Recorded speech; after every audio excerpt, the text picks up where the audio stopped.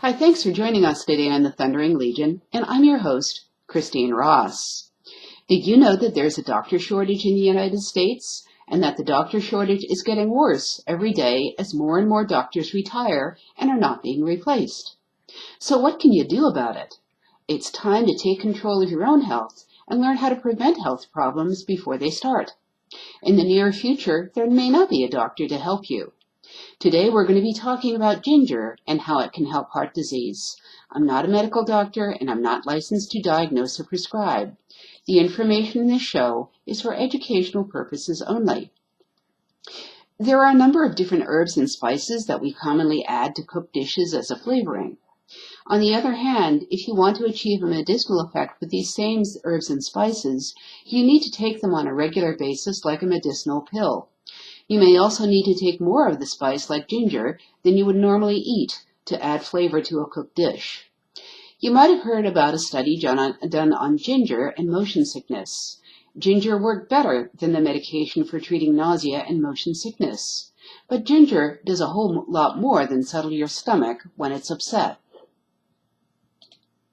For thousands of years, the Indians and Chinese have used ginger for heart disease and other problems. Ginger is a root originally found in Asia and used as a spice in baking and cooking. Ginger is a natural blood thinner. If you are on warfarin or other blood thinners, you should not take ginger.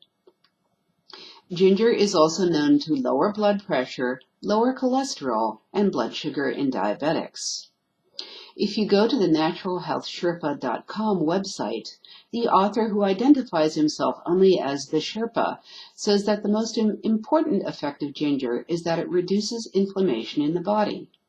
Heart disease is very complicated. As medicine has progressed, the medical industry is slowly admitting that it is inflammation and not cholesterol that is the clearest marker of heart disease. Ginger reduces inflammation in the body. For that reason, ginger also helps overcome colds. Unfortunately, people with gallbladder problems may find that ginger makes their gallbladder problems worse.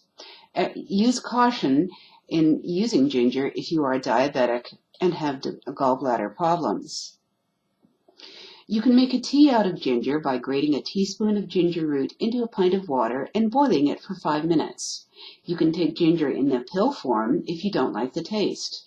If you do like ginger, you can also cook with it. If you want to buy ginger as a powder, buy it in bulk online or from a health food store. I would say use about a half a teaspoon of ginger for each dose. Take it morning and afternoon. Ginger has a stimulating effect, so you might want to just take it earlier in the day rather than later. If you want to use it, use the whole ginger root, I would say use about a teaspoon of the grated root. It is possible and even probable that the ginger powder that you buy in grocery stores has been treated with radiation and other chemicals to prevent insect infestation. The other advantage of buying, so you really should buy ginger from a health food store, and the advantage of buying ginger from a health food store is that there's probably a higher turnover of their product than in a grocery store. So when you buy spice in a grocery store, you have no idea how long it's been sitting on the shelf. Ginger is a medicinal food, and it will lose its effectiveness over time if you let it sit on a jar or a tin in a grocery store for months and months on end. You could take about a teaspoon or up to a tablespoon of the ginger root and add it to a green juice smoothie. You can add it to soups, stews, or even chew on it whole if you dare. Just remember that ginger is quite hot, and you may need to build a tolerance to it. To avoid building a tolerance to ginger, you will need to take a rest from it from every couple months or so. What happens with herbs and spices is that, as with a medication or even exercise, you can build a tolerance to it and then it stops working.